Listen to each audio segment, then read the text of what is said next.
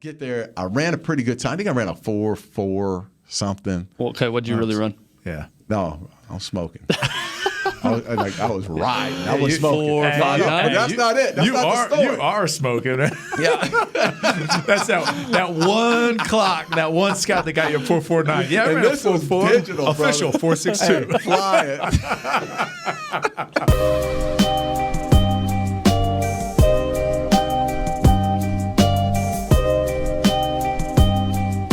So this is the Darren Woodson Show, our first out-of-the-box Darren Woodson Show. And I actually didn't want it to name it the Darren Woodson Show, but the two gentlemen with me said, "Hey man, let's just go with it."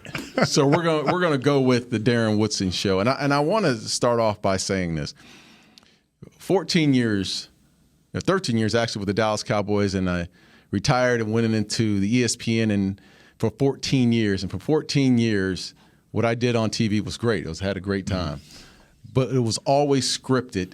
And we really couldn't be fully transparent. The one thing we used to always say when I was on the set before I got on the set, we sit in the green room. The things we used to say in the green room, we really wanted that to be on the show. Mm-hmm. That's uncut. That is Trey Wingo or Brian Dawkins or Teddy Bruschi at their finest when we're in the green room. So I wanted to do this podcast fully unscripted, fully transparent, and in the end, I want to enlighten the viewers that are out there on not only sports, but the transition of life and the life that I've had to go through, my life that I've gone through over the years, as far as just being a regular student, growing up, being a high school football player, college football player, going into the NFL, and then really experiencing life for what it really is once I retired. And that was the hardest thing I've ever done, that transition. And the guys I have today with us today is Tyler Klutz, played a number of years in the NFL. Ben Gibbs did not play a number of years in the NFL, but spent time at ACU, has a football background. But three guys in this room that have had to deal with the transition of life. Mm-hmm. Three guys that are family men. We go back and forth. We hold each other accountable in a lot of different ways, whether it be spiritually, whether it be, just as guys, working and being around each other, we're always holding each other accountable for things. And I want to give the audience and all the listeners out there what we go through on a daily basis, what are part of those, what's happening in those life transitions that we've had to go through in our lives, and enlighten you on some of the things that may be good for you or maybe be bad for you. You may not like it, but this is going to be fully unscripted, all the way transparent. The Darren Woodson Show is coming at you right now. I love it. So one of the things that when Darren approached us to get this off the ground, and he had this vision of, okay, hey, I want to do this with you guys. I want to put together this program that we can be us, right? And there's so many things that, as an NFL player and Ring of Honor member for the Dallas Cowboys right here, and future Hall of Famer, and things that people looked at him and had this perception of, this is his life, this is who he is, this is the kind of guy that he is in, and he had it so easy, and he had this path laid out for him, and he's an athlete, so it was just easy for him. Like, that's not the case, right? Those gladiators that you see on Sunday, that is a lot of work, a lot of blood, a lot of sweat, a lot of tears, but it's a lot of problems that everybody goes through. Yeah. We are not completely unique. Yes, like we have a unique job, 1% of the 1%. It was a unique job. But the greatest thing about your vision and what we're about to do here is that we get to share, yes, like it took a lot of hard work. It took a lot of those things, but there's a lot of other things that we went through that a lot of the listeners are going to be going through, right, or are going to go through or have gone through. And our goal here is not to say, hey, we have it figured out, because as you'll hear on this podcast, there's a lot of stuff that we're still struggling with, as fathers of young children and of adult children, and all the things that we're going through in marriage and business and all these things. And there's a lot of experiences that we can be transparent about. that we can talk about, shine some light on, bring on some guests that have incredible stories, things that you'll hear some of the stories that Darren's going to tell and I'll tell and that Ben's going to tell that you won't even believe are true. Yeah. But it really is. But what you can do with those stories and applying those to life. And look, there's a lot of motivational podcasts out there. There's a lot of things out there and a lot of content. We were just talking about it before the show. There's a lot of things, and we're consumers of information. And what we want to be that's just a little bit different is we just want to be transparent. We want to be real. Not everyone's going to agree with everything we say. Right. And we're not always going to agree with what our guests say. And I'm not always going to agree with what Darren says and what Ben says. But we're going to be out here and we're going to be real and we're going to put some pretty entertaining content. And the biggest thing you said, right, is that green room, but also bring that locker room. Bring that locker room to it, yeah. And at the bar. Yeah. If we're sitting at the bar, this is the conversations we're going to have on this show are as if we're sitting at the bar. Yeah. And just like any other dudes, we're going to say something. Sometimes we're probably going to be reckless in what we say. Yeah. But that's the transparency of this, and we'll cut each other down in that process. But fully raw and unscripted is what this show is going to be. That's right. That's right. I think one of the big things, and Ben and I were talking about this behind Darren's back, which usually when we talk about Darren, it's usually behind his back. Yeah. Never to his face. But one of the things we wanted to do is, okay, this is our kickoff episode, right? This is welcome to the Darren Woodson Show. I think to understand what this vision is going forward and who we are and the heart behind the mission of this podcast is that you need to get to know the heart behind the visionary that created this, right? And the guy that Ben and I both look up to. I know although both of us are taller than him and physically he looks up to us. You guys are not. Well, Ben is taller than me. I'll give you that. Yeah, but Tyler, we're even with the collisions. Hey, we're gonna get a back-to-back like elementary. Who's taller? We're gonna get one of those. It's your dome, your big head you got. Hey, I'll take anything I can get, man. Even with all the compressed, collisions and the neck and all that, I still got him. But we look up to him in everything that he has because of the success that he's had on the field with ESPN.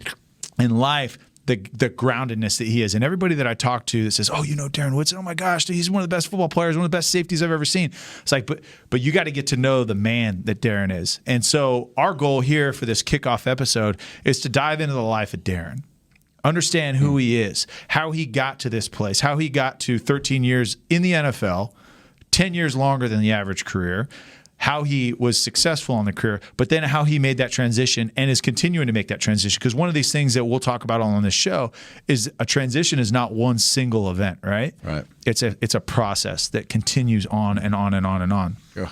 And so we'll talk about that. But we do want to talk about and tell Darren's story. And I'm sure a lot of listeners have heard you speak because you get the opportunity to speak in front of a lot of companies, a lot of people. And that's he does an amazing job. Any CEO, chief marketing officer, anyone, hey, hire him because his story is unbelievable. But right. we're gonna kind of go deeper than what you hear when Darren's up on stage, because that's this platform, right? That's one of the cool things about this. And so we want to start with Darren, who you think, he was a draft pick. He went to the Cowboys. He went to America's team. It was all easy. It was a rough road early on, and there was a lot of obstacles that he had to overcome and a lot of choices he had to make. All right, do I go this way like everyone else from my neighborhood, or do I go this way and choose a different route? So I'm going to let Ben kick this off because Ben and Darren know each other from a ways back and have spent a lot of intimate time. I think Ben's made Darren cry more than any human being on this planet. The man has never made me cry. I don't know about that. Why would he ever make me cry in the weight room? Okay, so cry in the weight room. That's exactly what I'm saying. You guys ever seen Dodgeball? When Ben Stiller is doing the squats and legs shaking. And his legs shaking. That was Darren, and that was Ben behind him. He was Blaze. I think that's a great intro of what we're doing today, and we're gonna have a lot of good guests and interesting people, like Tyler said, people that we may not agree with everything or may have different views, and but we wanted to start this first episode getting to know Darren a little bit better. I'm super excited. Like Tyler said, I've known Darren for 5 years now, but I'm so excited to get to know you even better on a different level, learning about your background, learning where you grew up, what brought you to it. Because I think people forget. I know I do. You forget that these athletes and these heroes have a life outside of whatever sport they play, right? They have a journey to get to wherever they got to. And I think we forget that sometimes. So first question, pretty basic. Where are you from? Tell the people, what childhood was like, what your parents were like, what else brothers and sisters. You want to know everything, my entire life? All right. I'm just going to open it up. Yeah, let's just Yeah, start all right, from the let's top. talk. Let's talk about your birth, 1902. Shoot, go. 1903, to get it exact. The old head of the group. Yeah. Well, I was born in Phoenix, Arizona, and I was the youngest of four. My mother was a single parent. Father wasn't in my life, not really. He was in and out. Knew my father, but didn't spend a lot of time with him. My mother was workhorse. A true workhorse, and is still my hero. Like where I grew up was in Henson. I grew up born in Henson Projects, and then moved out to the west side of in the Maryville area years later. But I saw the struggles of my mother on a day-to-day basis. It was wake up at 5:30 a.m., catch the bus to work to her first job, catch the bus to work to her second job, and then she would get home about 11 p.m. Every day, Monday through Friday. And through those days, I think it really shaped me as a man because I saw someone work their asses off. Like my mother worked her ass off for her kids. And the way she kept us off the street was we went to school, we go to the YMCA or the church or whatnot, but that's how she kept us off the street because she wasn't there to parent us during the day. So my sister Monica took it on the chin for the most of the family based on the fact that she was the oldest. And she would, cook for us. And I'm talking, she's 7 years older than I am. But can you imagine a kid like 12, 13 years old Having to take care of everyone. having to take care of all the kids, in the house. So that's what my sister was like. I always say she's, mom 2.0. She's the next mom. But my mother, and then my sister, and then I had two brothers as well. So I grew up in that situation, and in growing up, I had so many ways I could have gone. The past I could have gone. And guys always say, "Man, you guys were poor growing up," but I don't remember being poor. I wouldn't say I was. When I look back at it and I say, "Damn, we didn't have a lot." But when I was in the moment, we were just kids. Right. My mother provided for us, and we did things. Maybe we didn't do things that a lot of rich kids, but I didn't know any better. Different. Yeah. I didn't. When I really found out, guys, that I was poor, I can tell you the story. And if my mother ever listens to this story, she's gonna feel I know I feel bad about this telling this story, but I remember feeling poor when we didn't have water to the house one day. And I remember my sister taking me to the grocery store across the street and using the hose to shower. How old were you? 7. 7, 8. And I don't think my mother ever knew that I remembered that situation. I knew my sister didn't remember because I talked to her about it years later, and she was like, I thought, no, you would never remember that. Took me with soap in hand, and that's where I bathed. And that's when I started thinking, hey, look. And then when I look back at it, I think, man, my 4 kids, I wouldn't, man, that'd be tough to deal with, And the reason why I'm the person that I am, I'm so type A and anal, and I work so damn hard is because that hose moment. I'm not going back to that. I refuse to go back to that situation. That's why I work so hard. Do you think that specific moment changed anything with you? Absolutely. You think that was a pivotal moment? Absolutely, in your because childhood? it still plays a part of in my life, my day-to-day life. When I get up those days, I don't want to go get it and do it and work my butt off and sacrifice going to the gym or whatnot, or take the time to read through a project for business or whatever it is. And even in football, there's times in football you just don't want to go out there. You just don't want to hit the field. And my mind would take me back to that moment. Or if we're running gassers or sprint, my mind would take me back to that moment to say, I'm not going back to that.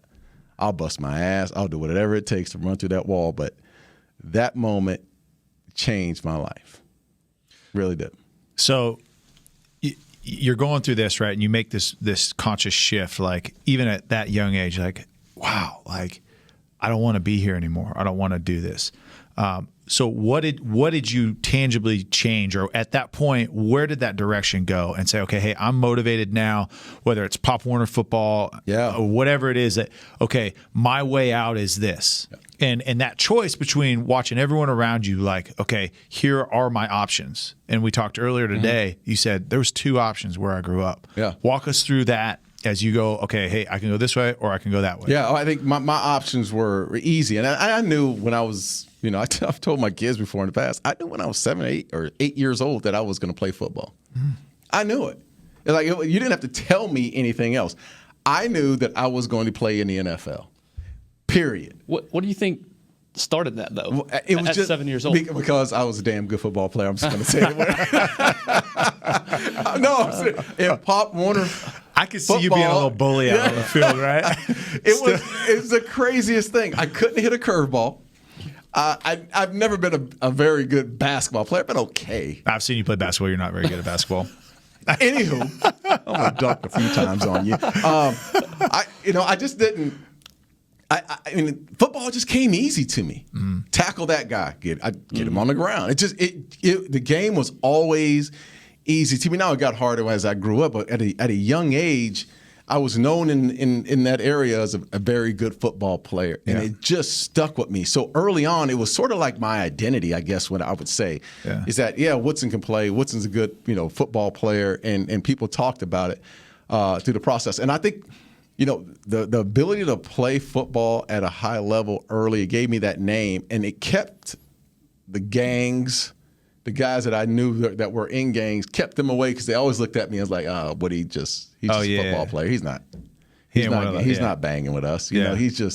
He's a football player. So it kept me out of a lot of trouble and not getting into that. Matter of fact, my best friend, Keith Tucker, best buddy, grew up together. I mean, he was born in October. I was born in April. I was like 5-6 months, before him. But we lived right down the street from each other all our lives. And being my best friend, he took that road. He went that road of the gangs, the drugs, and this happened in high school. I mean, he's my dearest, my best, even to this day, he's my best friend. So his road was join the Crips, started gang banging, started slinging dope. Our senior year, we graduate. Both of us graduate. I graduated. I don't know why the school allowed him to graduate, because I think they were just trying to get him out of there. It wasn't like, hey, they were like, hey, you got all Fs. Find a way to get him out. If you show up to graduation, we'll give you a diploma. We'll give you a diploma. Get out of here. Just leave the premises, please. So he graduated, and 6 months later, he gets charged for murder and does 26 years in prison. And I'm telling you, man, that walk, you could just see it. Best buddies. And our freshman year, we're tied at the hip. It had been tied at the hip all our lives. Freshman year, still tied at the hip. Sophomore year, everything just went totally opposite. He started going with this wrong group. I was scared to death of my mother. I mean, I was scared that was my fear. My mother would ask, how tempting was it to go? My mother would that path with your best kill friend? me, like honestly, kill me if I thought about slanging dope. Yeah, I'm serious. That was the fear. So my question, so she worked her ass off, right? And she was always there to provide for you. But how do you as a kid stay motivated to stay on that track when your mom's working so much, right? Yeah. And the accountability now falls, you've got your older sister and your 2 older brothers there, but a lot of it falls on you. Yeah. So how did you find that like self-accountability at that age? Like, was it just strictly out of fear? No, fear. So the fear has always surrounded me and made me and I made the best decisions based on fear. Yeah. I had 2 uncles who did hard time in Florence prison in Arizona. I had Uncle Sam who did 20-some in and out of incarcerated 20-some years back and forth, in and out. And trying to take money out of people's pockets? Man, more than Uncle Sam. Yeah, more, didn't work. That went way over my head. More than,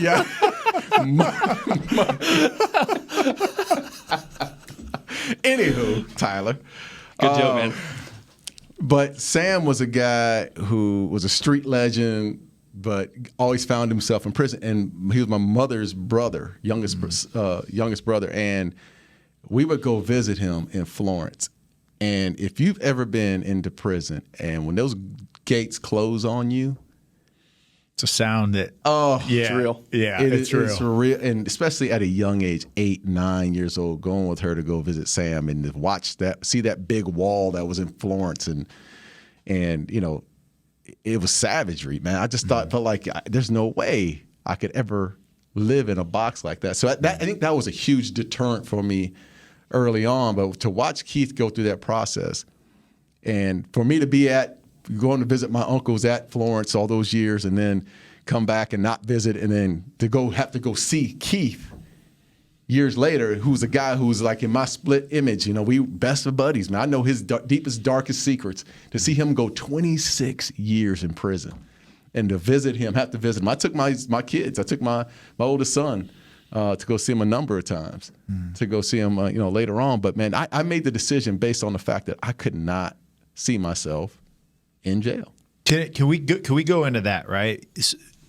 And I know that this is a hard time, right, to see your best friend go through that.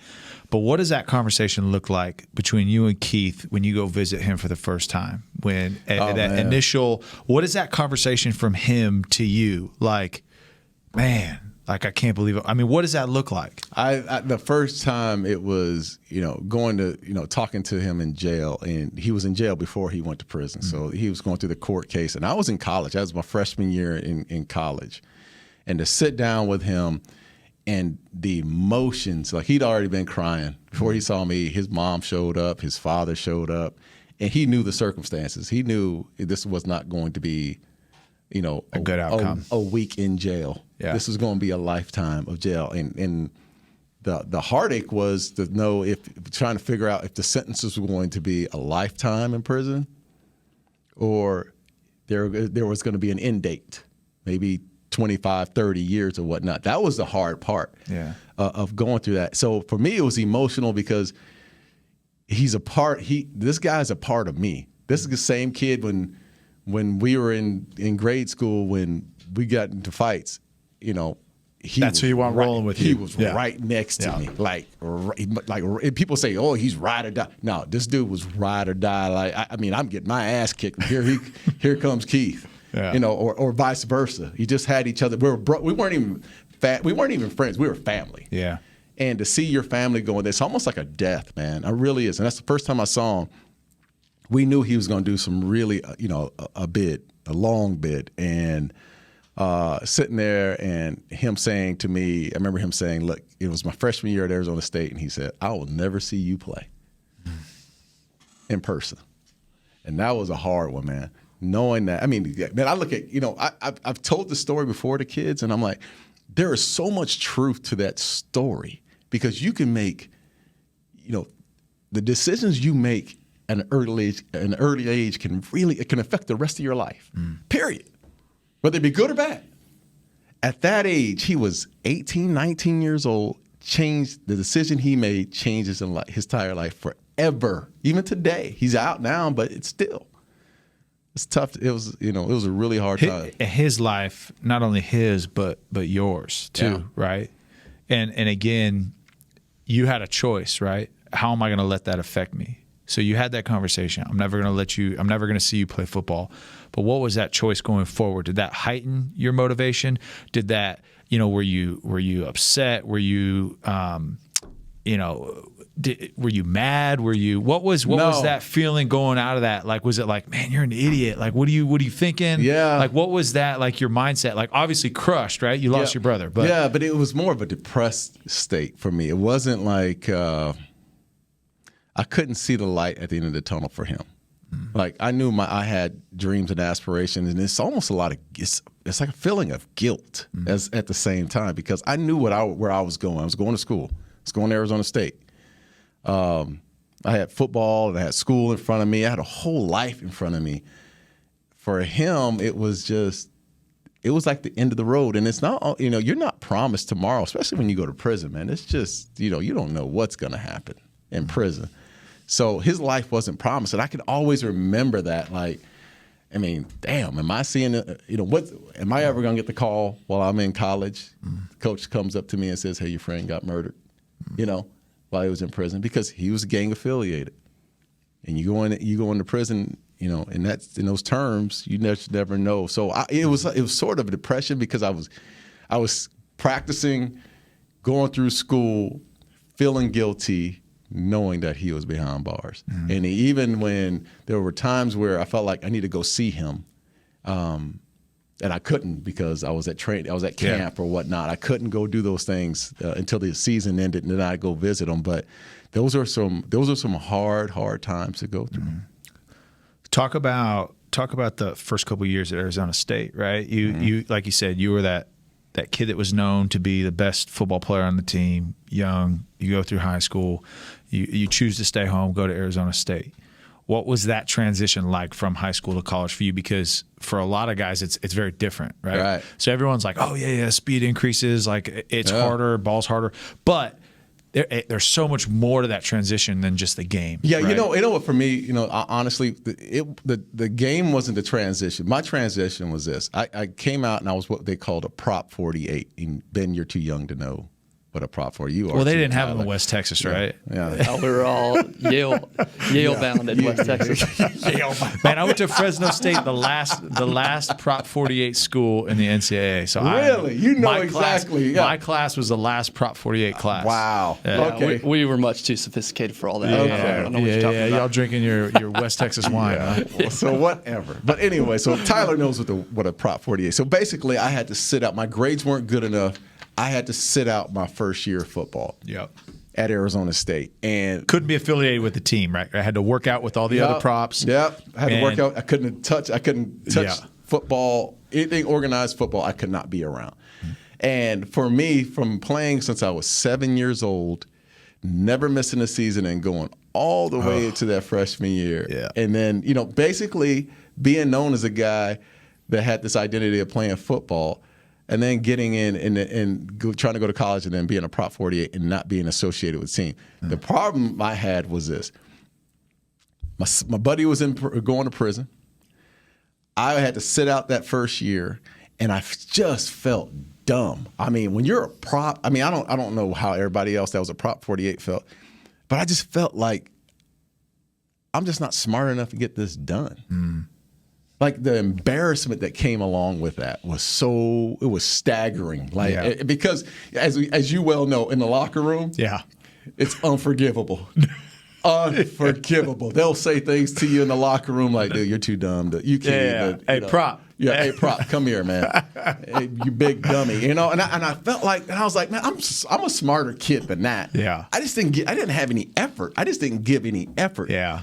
And it took in the classroom. Yeah. And it took that first year to go through that embarrassment, to have a coach like Lovie Smith, who was my father, who became my father figure, to say, hey, listen, here's the game plan. You're going to go to school. You're going to do this, A, B, C, and D, and get this done. And I had another guy named Don Bakke, who was, a phenomenal man, who was there. He was a scouting coordinator. Was he in Chicago with Lovie? No, he never did. He stayed at ASU. He's still at Arizona State today. But stood by my side throughout that process that first year, and I just went to school and I got my grades right, and they checked up on me and they did all the little things. That was, now that I look back at it years later after I got drafted by the Cowboys, man. But I have so many people, and I know I'm sure we all have the same story. There's no way I'm sitting here, man. Yeah. I am so blessed, man, to have good people in my life that just encouraged me through the process. Seriously, there's no way I'm standing here if I thought that I did it by myself. I'm not even close. Yeah. And that's life, right? And that's out of the transition, right? There's people that, although you're the superstar on the field, like there's a transition and people invest in you. Yeah. I mean, like you said, we all have those people that believed in us, right? And invested their time and effort so that we can be successful. And that's ultimately like how everybody rises to prominence, right? Mm-hmm. Is someone invested into them at some point. And I can tell you this, Don Bakke, being the recruiting coordinator for Arizona State, would show up at school. And I don't, I'm sitting putting Bakke on blast now, but I'm not sure if it was against the rules or what, but Bakke would sit outside my classroom to make sure that I went to class in high school. And he would sit outside because I was close to being a prop. I mean, I was like really close, and I had to pass a few classes. He knew that.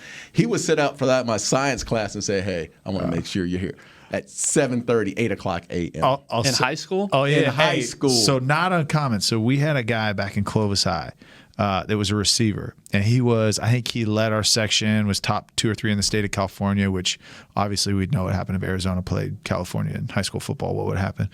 We destroy you. Yeah, come on. Come on. Can't even say that with a straight face. I can't. But no, so we had a head coach that was our head coach at Clovis High who went to Fresno State and then came back, and he did the exact same thing. He came back on a visit, right? And he would go meet with the coach, but he would literally walk this guy, and I'm not going to put his name out there. He would walk this guy to class 3 days a week just to make sure. And the other 2 days he didn't go. But they knew how many days he had to show up to class. And he was there. No. All right. So you had these guys that invested in you. Obviously, like, we know the story, that's put on, that's been written about you and put on film and all this stuff. But like, what did that college career look for? You come out of your prop year, take a year off, but you progressed into a starting role as a leader in that program. Prior to, draft day, what was that experience like for you at Arizona State? Being home, because there's some challenges, right? Staying home and going to school. That's what I was going to ask earlier is what led you to Arizona State? I mean, I'm sure you were a top recruit. I'm sure every single school in the country was after you. What made you want to stay home? Don Bakke. And I just mentioned him. Don Bakke is the reason I went to Arizona State.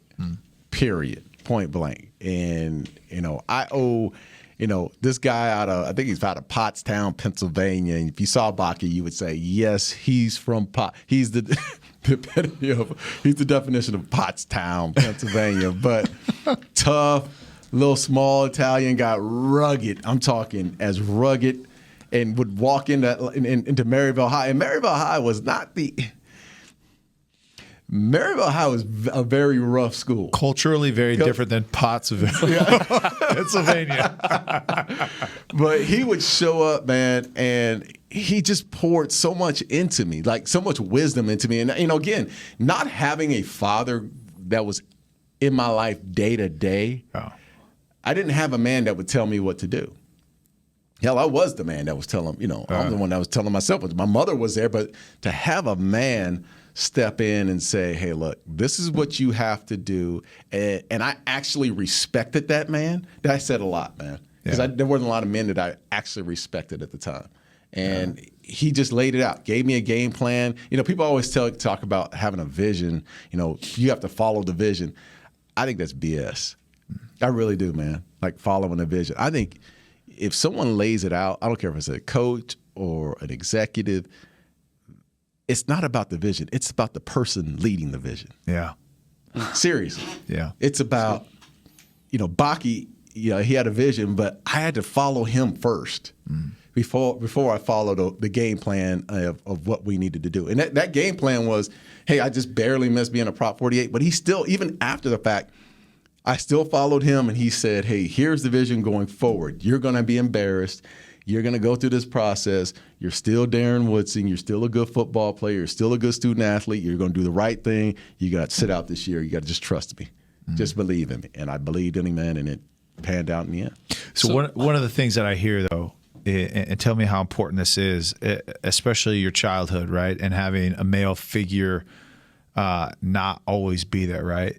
The importance of consistency, right, in all aspects of life, whether it's on the field, whether it's off the field, whether it's whatever that is, but consistency. And it sounds like that was the first male figure you had that was consistent there for you. Yeah. And so talk about, the importance of that, and then how, the respect for that, because a lot of people can talk, right? A lot of people, and you talk about the leader, right? And I look at leaders that in the corporate world that I had in the locker room, in the meeting rooms, like some great leaders, like from a vocal standpoint, say the right things, but it's more about like doing the right things consistently. I firmly believe that, if you're a leader, you got to serve. You like, and I've heard this, people have said that before in the past, and I was like, what do you mean by that? But you have to serve. Like you could, and I'll give you an example with Baki. He would do the little things with me. He would show me by going through the process with me. Like basically holding my hand saying, okay, this is how you do it 2 or 3 times. Not talking about it. Well, you got to do this, and that. He would actually show me by being there, going through it with me, and then I was like, oh, okay, I firmly believe. And then I started to really see the discipline in his life and the things that he was doing with his family and with his kids, and how far he had to drive from Arizona State all the way to the west side to meet me at my class at 7:45 a.m. That is a commitment. Wow. So that to me, I just thought, man, this guy is like an angel, because I never saw a man do it the right way. Now to grow my mom, but other than that, I never saw a man that was loyal and actually did it the right way. So was trust an issue for you growing up, especially with male? Absolutely. Yeah. Absolutely. So you kind of mentioned it, driving across town from Arizona State to, your high school at 7:45 in the morning. What other ways did he build that trust within you? What other ways did he put himself out there so that you knew he was after it for your heart and he wasn't after it because you could, make a bunch of money in football? I spent time with his wife and his family. And I think that's what, I've always been enamored by men and women who are married and had kids.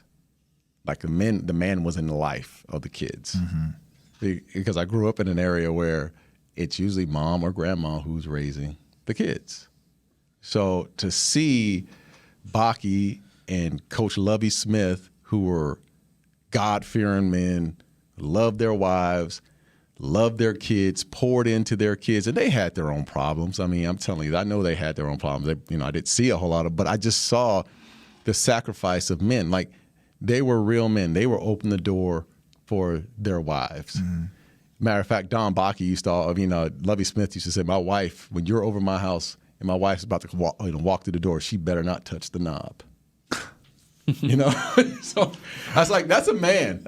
That is a man. And that's the reason I wanted to raise my kids. I just thought, man, that's unbelievable that you do, get out the car and you open your wife's door. Both those guys just did the little things. And I think they earned that respect from me. They really did, because I just saw that men could actually do it the right way. So talk about, I want to hear a little bit about your Arizona State. You're rising to prominence. You're the guy, right? Like, you're the defensive captain. Obviously you had success, but you hadn't had success on that level before, right? People are coming to you. I don't know back then if they even made jerseys, because I think they were sweaters back when you played football.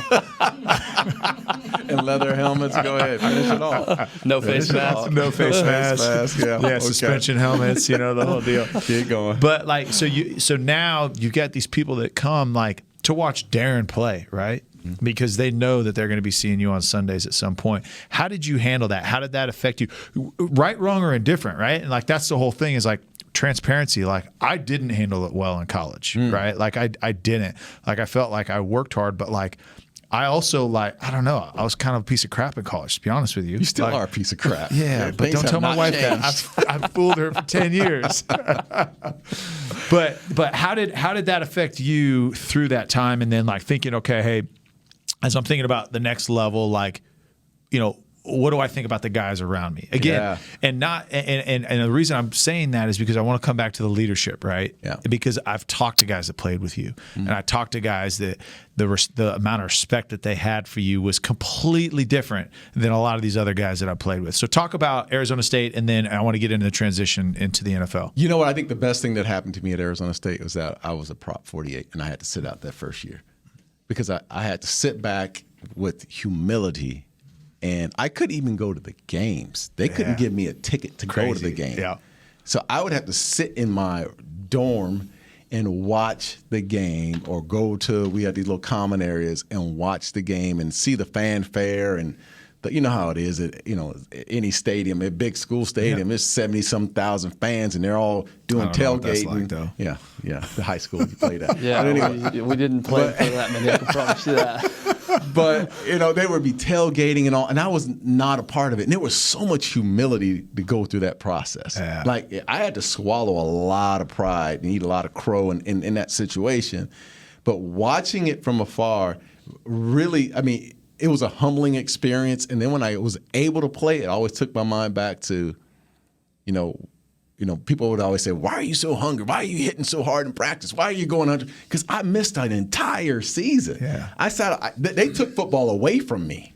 So I was just so happy to be back on the field that I didn't feel like I know what it felt like not to have football in my life. And I just appreciated every moment that I had at practice. And people used to I used to hear the guys in college, they'd be bitching and moaning in the locker room. Why are we doing this? And we got to do My body hurts. We've had pads the last 13 days straight. Phoenix, it's 125, and they got us out here, man. And I just ate it up, man. I just felt like I was, and I'm telling you, my entire football career, you weren't going to get any complaints out of me. Yeah. That's one thing I've heard. Well, I was so happy to just be on the football field. It's that whole concept. I'm not going back, right? You took football away from me. I'm not going back to that water hose. Yeah. Right? Yeah. I'm not gonna go backwards. That's a great point, because everybody wants success, right? For the most part. We can all agree that we want success. Mm-hmm. But what's interesting about your story so far, you've said the two most pivotal points of your life were showering in the water hose and not being able to play football. Yeah. Not the best game. Yeah. Not, getting a scholarship. Those two things. So talk about that, because I think that's a key point here. Yeah. That you've took two very negative situations, and you said those were the two. What's your purpose? Two of the biggest. I tell you what. What's your purpose and what motivates you? What makes that coward that you look at every day? You get out of bed, you look at that coward in the mirror, and the coward wants to get back in bed every day. Every day. You just, I'm so tired. I don't want to do this. And it's just that feeling of defeat. And I'm not going to get defeated by my brain, man. I am not. Michael Irvin used to have this saying back in the day. He used to always say that, actually it was Jimmy Johnson, and Michael Irvin stole it from him. But he'd always talk about, the brain being a coward. And you have to find ways to get over the brain and get past that point of letting the brain defeat you, and it's so true, because every day I wake up, it's the same thing. I still have I had 10 surgeries. I still have all these aches and pains, but I'm not gonna let my brain win out. I'm just not. I'm not built that way to just succumb to what my body's feeling like and what my brain is trying to tell. I'm just not that way. So the negativity that I've had in my life, the water hose, or being a prop 48 and having to sit out those years, those moments motivate me every single day to this day. It's not like you forget. You don't forget. You go back to those things at your highest moments. Winning the Super Bowl, one of my highest moments. I'm still thinking about the water hose the next day. The very next day. And I think that's been my encouragement, and that's what's made me the man that I am. Yeah. Well, and another thing you said was how you phrased that. You said, "I'm thankful for those moments." Yeah. You didn't just say, those are great moments. They were pivotal. They were great, whatever. I'm actually thankful for those moments. Yeah, I had to go through those moments in my life. You had to. I had to, because if I didn't go, if they didn't hold me out that first year and I wasn't a prop, I would have been like Tyler. I would have been a jerk. Average I'm not is just dirt. saying. I'm just saying. Average is a good word. I'm just saying. But I would, you know what? I probably would have, if I was a high recruited guy, which I was recruited and all, but if I didn't have to sit out that first year, I couldn't, looking back, I probably couldn't imagine the kind of person I was. Maybe I would have been different. Maybe I would have been really arrogant and expected things in my life. And I think there's, for every one of us, and my story is not that bad. I know that because there's so many people that have, stories in their lives that, are quadruple worse than what I've gone through. But my story is built off of how did I overcome the obstacles that I had to overcome? Yeah. And the way I did it was, okay, this happened. Okay, how do I get better? Yeah. That happened. How do I overcome that and get past that obstacle? And I feel like even today I'm still going through these obstacles. There's a lot more that I've had to go through. I just continue to find ways to overcome them. Yeah, and I love that, right? You don't let your circumstances define you, right? You let them shape you, but you don't let them define you. And there's so many guys, and even guys in these locker rooms here, right? Still to this day, right? There's excuses as to why they do what they do, and the behaviors that they have. And there's an excuse like, oh, I grew up in, and I'm not going to say an East Texas town, but there's always certain excuses for some of these guys as to why they are. And anybody that comes across you has the opportunity to get to know you even just a little bit will know that all of those hard circumstances you use to say, okay, how am I going to get better? How am I not going to go backwards? How am I going to progress? And that's different, right? And that's what this show is. Okay, we want to talk to the people that have taken those circumstances, really hard circumstances, and use those for something better, as opposed to letting it define you and then hold you down, or you've got an excuse, because everybody's got an excuse, right? Yeah. Everybody has them. Everybody, but are you going to use them, right? My wrestling coach in high school, and I've said this a bunch, and everybody's, excuses are like assholes, right? Yeah. Everybody's got them, and they all stink, right? Yeah, that's right. But nobody wants to hear it. Yeah. But go prove it. Prove that you're different than those circumstances. Yeah. You know what I feel like, though, as well? I feel like I'm running out of time. I've always felt this way. Huh. I've always felt like there's not enough hours in the day. One, and Benny, you and I have had this conversation because I'm always complaining to Ben, man, I just don't have enough time to do. I got to get this done and this done. You act like you're busy or something. I just always felt like I'm running out of time. And let me tell you a way I really figured this out the other day. So I have a 3-year-old boy. You guys know Judea. 3 years old. Wait, how old are you? I'm 50. Let me finish this. Time has always been a concern of mine. And it just the other day, it reminded me of it. I'm in the shower. My 3-year-old, he's in the shower. I'm in the shower. I'm scrubbing him down. And I'm sitting there looking at him, and I said, man, when he gets 50, I won't be around. Huh. Have you ever thought about that? My circumstances are a little different because I'm so much older now, and I had, I have a child at a later age. But I'm sitting there thinking, when he hits 50, I won't be around. And I got out of that shower, and I was, still in the shower, scrubbing him down, and I got emotional, man. I was emotional at the time, and I just thought, you know what? I'm gonna pour into this boy. I'm gonna pour into my oldest. And my oldest is 26, my daughter's 23, I'm 23, and I got a 19-year-old boy. I'm pouring into them, man, because tomorrow is not promised. It really isn't. We're going to get into that for sure, because that's something I think a lot of people would be interested in is fatherhood for you. But let's wrap up Arizona State, that time there, just real quick. Obviously, career went well. At what point at Arizona State did you know, okay, the NFL, it was a dream at 7 years old. Yeah. But at what point at Arizona State was it like, okay, this is a real thing. This could really happen for me? My first year at Arizona State, I sat out. The second year I was able to play. And all the defensive, I was a linebacker in college, a devil back they call it, but as a linebacker / safety. And I was at Lovie Smith's house, and the entire linebacker core was at Lovie's house, and we were at Coach Smith's house. I keep calling him Lovie, which is weird. Disrespectful. Yeah, it is.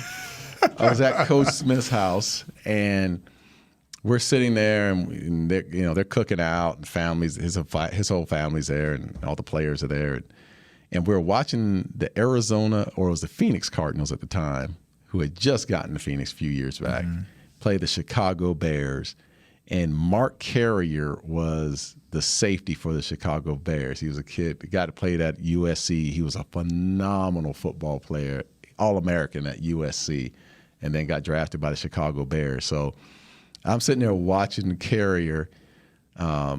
He's a safety for the Bears, and I'm sitting there watching him play. And I'm sitting right next to Coach Smith, and I said, man, that guy can flat out play. Like he was All-American in college. He was that good in college, and now he's that good in the league.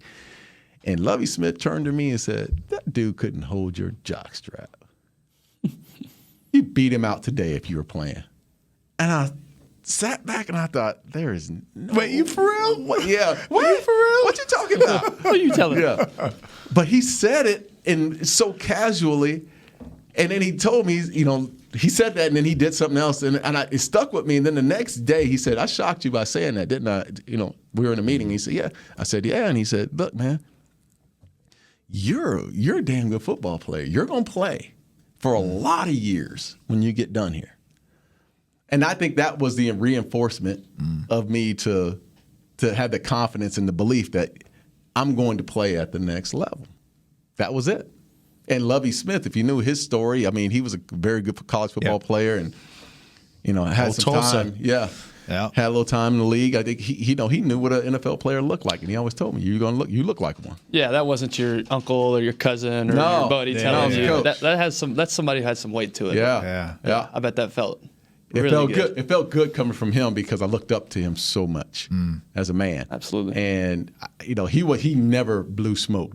Man, he is. And one of the things he says in every initial team meeting to his teams, is he says, "I'm not going to treat everyone equal, right? But I am going to treat you fair." And he goes, "I'm not." When I was in Chicago with him, he goes, I'm not going to hold Brian Urlacher to the same standard. And he used me, the same standards as I do Tyler Klutz. And I just kind of sunk down a little bit. But then I was like, damn, he used me the same standards as Brian Urlacher. And I rose back up. You start puffing your chest out a little bit. He remembered my name. That's the thing, right? You remember your name, you're good. For real. Not for a great reason. Okay, so one of the things that's always been interesting, I never went through this process. And so interesting that I want to hear about that combine, that transition, that process going into the draft and getting drafted, what that looked like when you went through it, and then like how it's different than it is today, right? Because it's such a spectacle now, right? Yeah. Where it was a grind, I'm sure, for you going through that process. But go through that and talk us through that, because that's something like, we watch on TV and like we hear, they sit through a lot of meetings and they do bench press and they do broad jump and they do all this stuff. But really, as a player, right, the psyche going through that process, like, I am a piece of meat that's being judged through this picket line right now, right? Yeah. How do you feel and how exhausting is that entire process? Because really, like, you're thinking, like, if I don't perform right this second, my future is drastically changed. Exactly. So what was that like for you? Knowing you're good enough to play. Yeah. Knowing I'm good enough to play, but just not knowing, because they bring in the best of the best. Yeah. Because a third-round pick looks very different than a first-round or second-round pick. Exactly. Right? And you just don't know, because I've seen guys play at Alabama, but I'm on the West Coast. I'm at Arizona State. I've seen them on TV, or I've heard their name. For sure. You're used to playing like powder blue teams and not like real teams, right? Like Fresno State. We got to take jokes. Like Fresno State was like, they were just killing it, weren't they? Anybody, anywhere, anytime, man. We'll take them. I can't believe what do you guys call the dogs or something? Bulldogs, baby. Bulldogs. Yeah. Bulldog talking trash. Anyway. So, you hear about guys all the time, like LSU and, all these, Texas A&M, and you hear the names and you thought, okay, there must be good football players. But now you have the chance to size them up. Yeah. And I couldn't wait, because, I played at Arizona State, and the guy that I grew up with was one of my best friends and still is Felipe Sparks. And Felipe and I went to high school together, went to Arizona State together. And Felipe was supposed to get drafted in the first round, ended up getting drafted in the second round, like 3 or 4 picks after me. And he was a cornerback. Ended up getting drafted by the New York Giants. And Felipe, coming up, we worked out together. We didn't have an athlete's performance or a a place that you go and work out and the agent pays for you. You go to the school and you find time to work out in between the gymnastics class or gymnastics team. Yeah, you don't have that football priority anymore. You don't. No, you're done. So you weren't a student anymore? I wasn't. I was a student. Yeah, I was finishing up. I was pretty much done. Yeah. I only had Felipe had dropped out. Yeah. He was done. You didn't. That spring semester is not productive. No, he was like, I'm a first round pick. I'm out. I'm out. So my mom was like, you better get that diploma and get that thing. So I went back. I was done, but I had to work out and then get ready for the combine. So we finally get to the combine, and I'm what they call a tweener, linebacker / safety. They didn't know what they wanted to play me as, and I get to the combine. It's freezing cold. There's hundreds of people there, and I remember them taking us into a room before we did the bench press. So the anxiety levels are high anyway, right? Yeah. You feel like a piece of meat, but you walk into this room and they take everything, your shirt off, everything. All you have are your shorts. Put some grays on, right? All we had was shorts, some blue shorts actually, with a number on them, and it's a dark room, and the lights are hitting you like it's. It's like a meat market, man. It's the weirdest thing. Yeah. And you see them, they're just taking pictures, just snapping pictures. Turn around, turn to the left, blah, blah, blah. So you do all these pictures, and then you get off of that, and you go do your bench press, and go from there. And then the 40, for me, the 40 was the anxiety. Yeah. Because I didn't know exactly what I was going to run. I really didn't. So, I knew I was going to be low. I just didn't know, how fast. Because all you hear about at the combine is, it's a slow track. It's a slow track. It's a slow track. So I get there. I ran a pretty good time. I think I ran a 4.4 something. Well, okay, what did you really run? Yeah. No, I was smoking. I was riding. I was smoking. 4, 5, 9. But that's not it. That's not the story. You are smoking. Yeah. That's that one clock, that one scout that got you a 4.49. Yeah, and this was digital, official 4.62. Hey, fly it. See, you see how this show is going to go from now on. So I get back. So we do the combine, and it was so much anxiety. But then I run my 40, and then we had to do the drills. And I had so many coaches that were pulling me in different ways. I worked out with the linebackers. They wanted me to stay an extra day and work out with the defensive backs. And I was like, I was so spent from doing all the linebackers. Yeah, toast. Oh, you're toast. And they were like, hey, can you stay? And I think the rules are probably different. Can you work out and do some things with the DBs? And I was like, man, I'm done, man. I ended up doing some backpedal drills with some of the DBs, but that was it.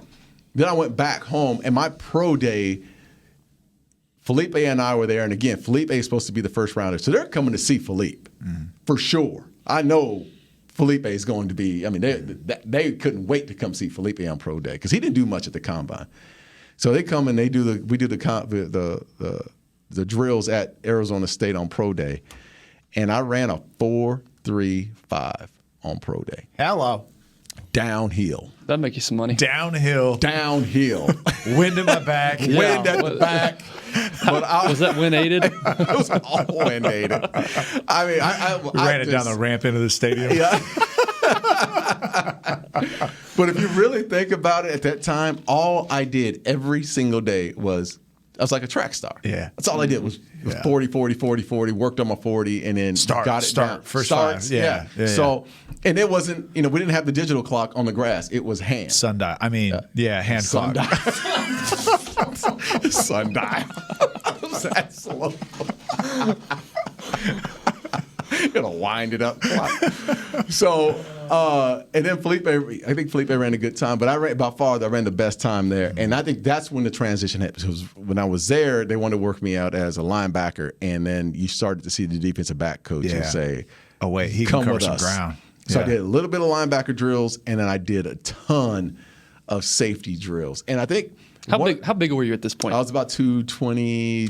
And so this is pre Cam Chancellor era safeties, right? Yeah. So the mold of a safety looked very different then. Like 220 is massive for safeties in the early 90s, right? No, actually it wasn't. Really? No, because think about it. Way to get your facts right there. You got Dennis Smith, you got Steve Atwater. There were a lot of, like the strong Browner, you had a lot of big, strong safeties. Because think about how the game was played in the 80s and 90s. It was a lot more physical. It was a physical game. And you had guys that were, Waters was in Hopkins or in Philadelphia. They were 225, and the safeties were bigger because you didn't have to cover as much. So, in that time, they just didn't know what I was going to transition to. So I ended up I worked out with all the defensive backs. I did a ton of drills. Felipe is sitting there helping me through the drill. Like 5 guys are going. He said, "Hey, look, you got to flip your hips and do this." I mean, he's like walking me through the drill, right? So I'm like, okay, because I never did the drills. Yeah, linebacker drills are very different than individuals. Very different. So, a lot more space. So Felipe's coaching me through the drill, and we finally get done. And all the coaches just wanted to go to lunch, go to dinner that night, and that's the reason. I think in all pro days is when they saw me and they thought, okay, he's not a linebacker, he's a DB. He can run and he has good hips, and that's when I became a safety. Mm. All right, so go through the draft, right? You get that call, right? A lot, has gone on in your life, right? You shower in a garden hose across the street. Mm-hmm. Your best friend, childhood friend, goes to jail. You have to go through Prop 48 year, get football taken away, accumulation on draft day, right? Here's where you realize that dream that you had, 6, 7, 8 years old. What does that day look like for you? What were you expecting? That's a great. But what were you expecting going in that day, and then about exactly where I got drafted, about there, late first. I think I didn't know for certain, but if I would have dropped in the third, then that would have been traumatic for me. I would have really been hurt by that. But I thought late first, early second. Didn't know where I was going to go, but so the year before, my roommate, best friends, named Floyd Fields, good friend of mine, lived with him for 3 years at Arizona State, and he was a strong safety. He had gotten drafted in the third or fourth, I think it was in the 4th round the year before by the San Diego Chargers. So I watched Floyd go through the process the year before, in which we thought he was going into the second, third round. He slipped to the 4th, and we sat there, and he and I watched the draft together, and you could tell it just ate him up. It ate him up sitting there watching it. So he comes back. He's playing for the Chargers. He comes back on my draft day. And remember, we didn't have cell phones back then. I don't know if you guys understand that. You guys are so spoiled. You have cell phones. What did you guys do? I mean, how did you talk to people? Yeah. How did you Snapchat people? Like, I don't understand. So anyways, we had pagers. So Floyd, which is going to be another conversation, by the way. Totally. What those pages look like back in the day. Do you have the clear, the colored pager? There was like the see-through clear blue pagers, or what? No, it was just black. It wasn't mine. Actually, I couldn't afford a pager. So Floyd gave me his pager. Didn't work. He just wore it on his hip. So Floyd says, "Hey, look, I don't want you watching the draft. I want you to get out of here." And my mother was there at the house, at my apartment. My sister, my entire family was at the apartment watching the draft. And Floyd says, "I don't want you, here watching this. It's going to eat you up." So I end up leaving, and we're going to go to a golf course. I was going to go hit balls or something at a golf course, and I actually stopped at a restaurant. And I was in a restaurant, and I got the call right before I hit the golf course. And Floyd hit me up. He says, "Hey, man, I got great news." And I said, "All right, what happened? Did I get drafted?" He said, yes, you got drafted. He said, "But I got some good news. I got some bad news." And I'm like, how could there be anything bad associated with this? I mean, it's early. Did I get drafted in the first round? He's like, no, you didn't get. He's so. So I'm calling him from a payphone, right? In this restaurant? In this restaurant. He pages me. I look at the pager. So I call him up. I'm calling from a payphone. And I said, "All right, just tell me, man. Stop messing around." He's like you guys. All right, we slow playing it. All right. Good news. You went in the second round, early second, number 37. I was like, oh, okay, all right. He said, all right, well, here's the bad news. And I was like, what? What's the stipulation? He said, Dallas Cowboys drafted you. And he knew I hated the Cowboys. Like the team the team I hated the most was the Dallas Cowboys. Like, whoever the Cowboys played, I wanted them to win. As a kid, Kid, Keith, my boy, was the biggest Cowboy fan ever. Okay. Ever. And everyone in my school were Cowboy fans. I happened to be a Pittsburgh Steelers fan growing up. Okay. So any particular reason, like the Steelers, why it was the Steelers? Because my sister was a Steelers fan. Okay. And she was 7 years older than me. And she kicked my ass as a kid. And she told me, you will be Boy, you were going to be a Steelers fan. Exactly.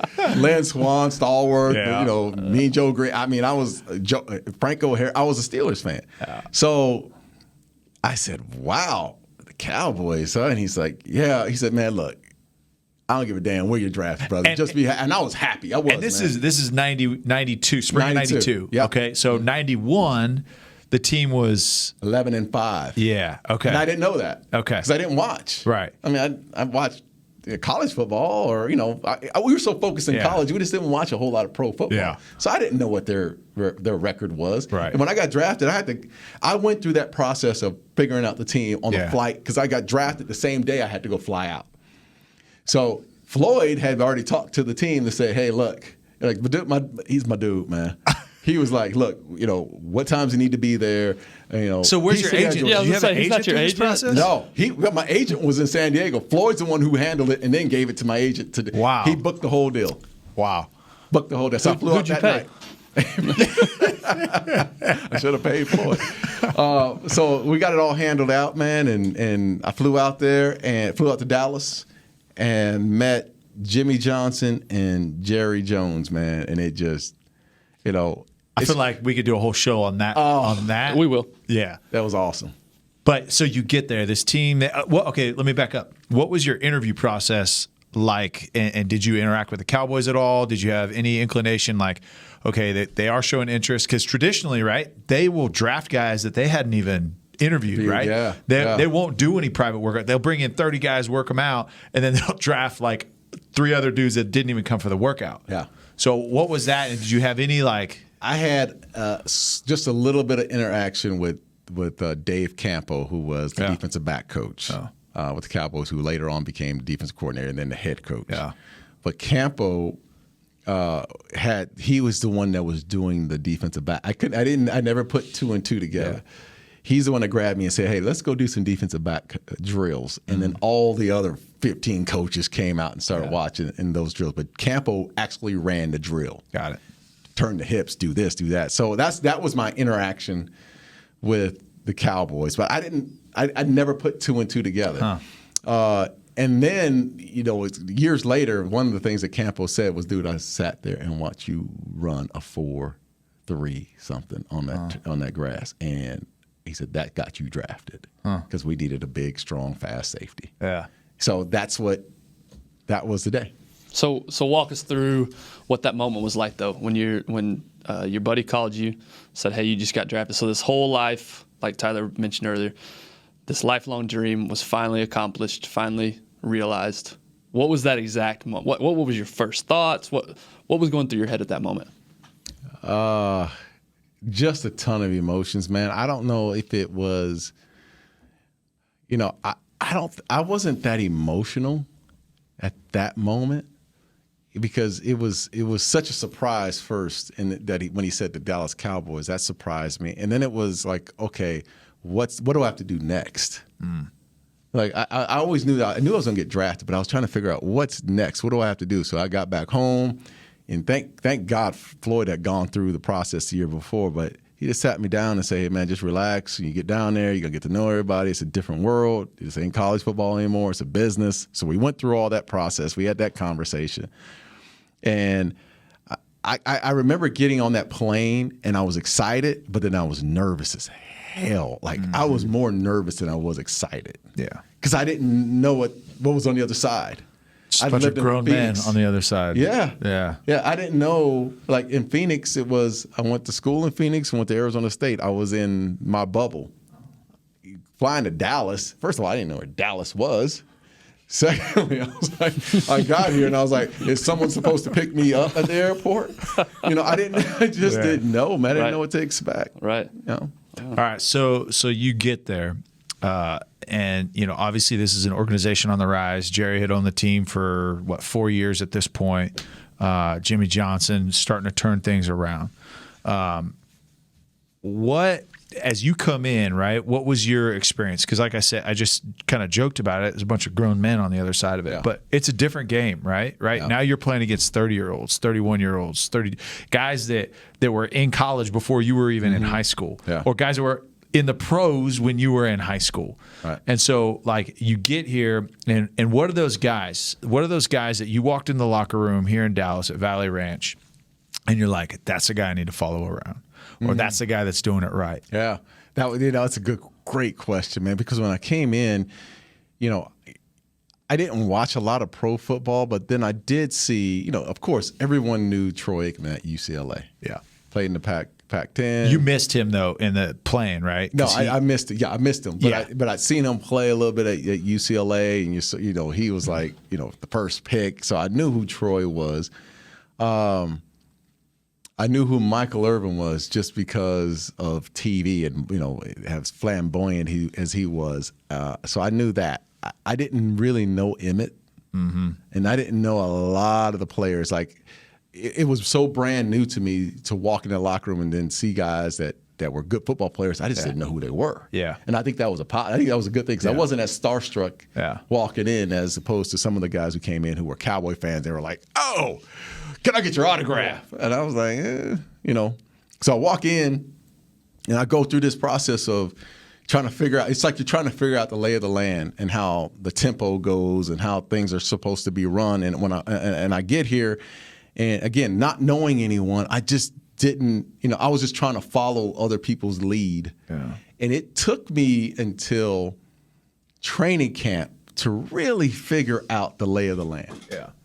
It really did. I mean, it took me a while to figure out, because you start to figure out, okay, they're the big name guys, and he's the alpha. He's an alpha dog. I'm sizing my own guys up, the defensive backs up, to figure out where my playing time is, or am I better than this guy? Am I not better than this guy? So you're doing all that sizing up because I've always felt like I'm an alpha. Yeah. And when I play, I'm the starter. Period. I'm not going to back up. So I was trying to size everybody up, but it wasn't until we got to training camp that the light bulb came on to say, you know what? He's the guy. You hear about Mike, you hear about Emmett and Troy and all that, but Daryl Johnston, there was something about Daryl Johnston. He didn't back down. What he said really stuck. He played on all phases. He did. Not only was he a fullback, but he was on special teams. He was in all the meetings that I had to be in, and he carried himself like a pro. Everyone looked at him and said, that's the guy. Yeah. Everyone. And that's when I started to figure out, okay, it doesn't matter how much money you make. Mm-mm. It doesn't matter, how much notoriety you're getting, or if you're the superstar. That guy is the guy I need to model myself after. Respect is a currency in the locker room. Yeah, absolutely. Right. Speaking of the money, not that we want to go too far down that path, but it is interesting to me the way that knowing the way you grew up, all of a sudden now you're handed all this money. And I asked you this earlier. What was the biggest purchase you made? What was the first purchase? What color Ferrari did you get? Yeah, that's what we want to know. What was it like to be? I'm just fascinated by that moment of because all three of us played college football, and there's times you go in, months with $25 in your account. Yeah, just hungry. You got nothing. You got nothing. For real. Literally, you can make $25 last a semester. So what was it like getting that first paycheck, knowing I made it? Yeah, you know what? I go back to that, and I tell you, I still didn't know how I felt about the Dallas Cowboys when I first got here. I was like, okay, it's still the team I disliked. Mm-hmm. Even when I saw the helmet, I was like, man, this doesn't even feel right, until Jerry signed that check. I love the Cowboys. Signed that check, I was like, holy, this is God's always team. like this team. Right. This is the Lord. The Lord has blessed this team. All right, you're okay. You're okay. So I ended up signing that check, man. And you know, my first purchase, to answer your question, my first purchase, real big purchase, was I bought my mother a Honda Accord. That was the first purchase.